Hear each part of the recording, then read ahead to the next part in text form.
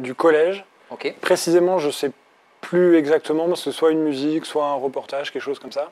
Ok. Et voilà, et à partir de là, j'ai essayé de voir ce que pouvait m'apporter ce pays, cette culture. Et au début, c'était dans des trucs assez convenus, comme la musique, ce genre de choses.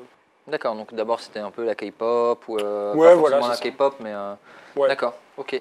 Et du coup, là je sais que c'est aussi pour ça que tu es ici, mais tu as un blog qui s'appelle Planète Corée. C'est ça.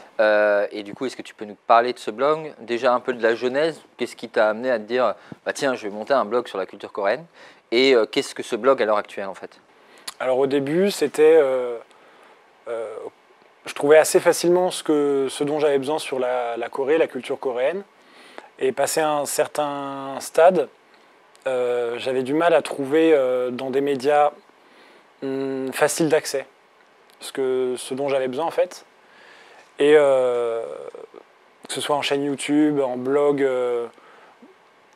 personnel, etc., j'arrivais pas à trouver quelque chose qui me satisfaisait, qui m'apportait suffisamment. Il y avait les musées, il y avait des livres, des bibliothèques, mais il n'y avait pas grand-chose d'autre, où il y avait des petites pépites, mais c'était voilà, très éparse.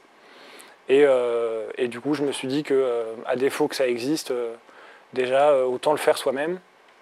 Et en faisant les recherches pour les articles qu'on traite, ça m'apporte ce que j'aurais cherché dans d'autres sites. D'accord. Et justement, c'est assez intéressant parce qu'on sort un peu du côté info mainstream qu'on peut avoir sur d'autres sites qui parlent de la Corée par ailleurs, qui sont très bien, mais du coup, on parle un peu des poncifs, de la K-pop, des dramas ou autres, et il y a des articles un peu plus de fond qui sont super intéressants. Et tu les fais seul, tu as une équipe derrière, comment ça se passe concrètement? Alors, en fait, on est à l'initiale, on est trois.